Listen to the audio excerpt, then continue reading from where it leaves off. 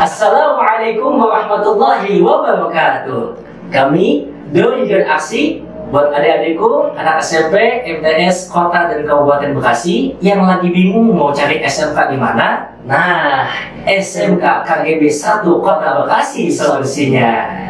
Angka 1 pas di nomor 1. Semoga tambah berkah, berkah, berkah. Wassalamualaikum warahmatullahi wabarakatuh. SMK Karya Bakti 1 luar biasa.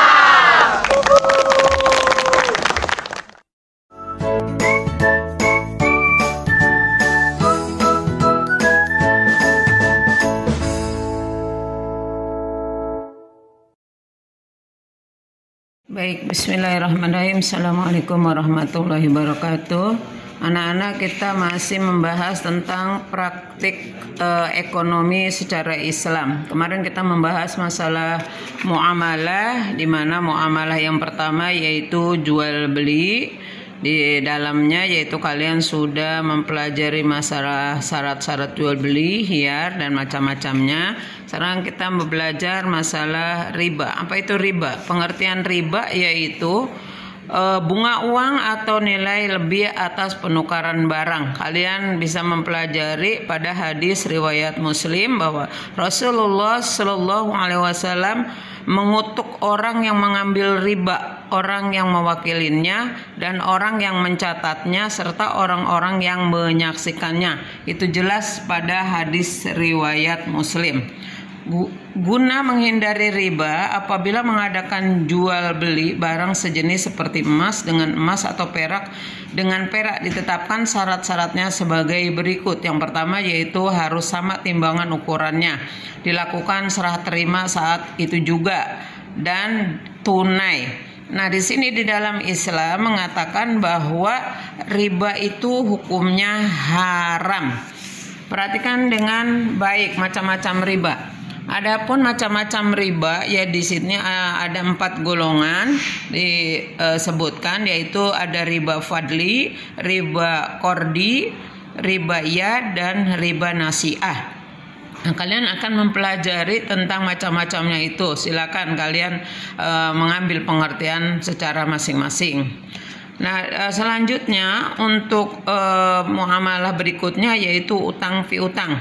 Pengertian utang piutang yaitu adalah menyerahkan harta dan benda kepada seseorang dengan catatan akan dikembalikan pada waktu kemudian. Rukun utang piutang di sini ada rukunnya, yaitu yang berpiutang, yang berutang. A, dan harta atau barang, lafaz kesepakatan, misalnya saya utangkan ini kepadamu. Yang berutang menjawab ya, saya utang dulu beberapa hari lagi, sebutkan dengan jelas, atau jika sudah punya akan saya lunasi. Itu bagi orang yang menerima piutang. Di dalam Quran surat Al-Baqarah ayat 280, dan jika orang berutang itu dalam kesulitan, maka berilah tenggang waktu sampai dia memperoleh kelapangan. Dan jika kamu menyedekahkan, itu lebih baik bagimu jika kamu mengetahuinya. Nah, di sini anak-anakku sekalian, kita memberi kemudahan kepada seseorang untuk mengutangkan barang kita atau uang kita. Tapi kalau misalnya tidak ada, boleh kita untuk merelakan dan merindukannya untuk kita serahkan dan kita anggap itu adalah sedekah. Yang ketiga yaitu sewa menyewa. Pengertian sewa menyewa. Sewa menyewa dalam fikih Islam disebut juga ijarah. Artinya imbalan yang harus diterima oleh seseorang atas jasa yang diberikannya. Nah, itu dasar hukum ijarah dalam firman Allah, Quran surat Al-Baqarah ayat 233 dan surat At-Talaq ayat 6. Syarat-syarat dan rukun sewa menyewa ada beberapa macam, yaitu ada 5 macam: yang menyewakan dan yang menyewakan. Sewa menyewa dilangsungkan atas kemauan masing-masing, bukan karena dipaksa. Barang tersebut menjadi hak sepenuhnya orang yang menyewa atau walinya. Ditentukan barangnya Adapun beberapa yang harus kita ketahui yaitu tentang sewa menyewa juga anak-anakku sekalian. Tadi sudah Ibu jelaskan tentang sewa menyewa itu apa, syarat dan rukunnya ada 5 macam. Nah di sini ada beberapa yang harus kita pelajari juga tentang sirkah. Apa itu sirkah? Nah, secara bahasa kata sirkah atau perseroan berarti mencampurkan 2 bagian atau lebih hingga tidak dapat lagi dibedakan antara bagian yang satu dengan bagian yang lainnya.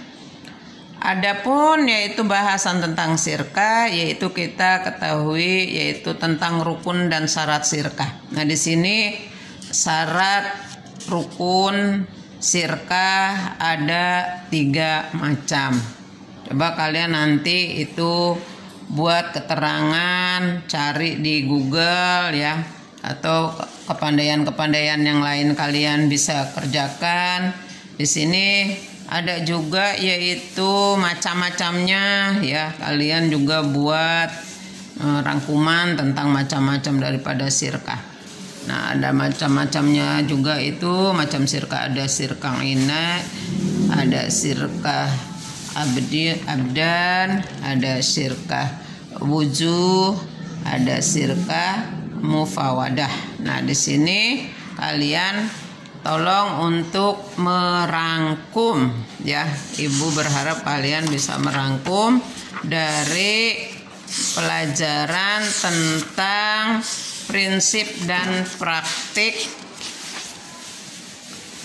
ekonomi Islam seperti yang sudah Ibu berikan minggu kemarin. Jadi kalian rangkum ya jadi satu ya, karena itu dalam satu bab. Baik, itu aja yang bisa Ibu sampaikan anakku sekalian. Mudah-mudahan dalam keberkahan Allah puasanya full, jangan sampai ditinggalkan, sholat jangan sampai lupa. Billahi taufiq wal hidayah. Wassalamualaikum warahmatullahi wabarakatuh.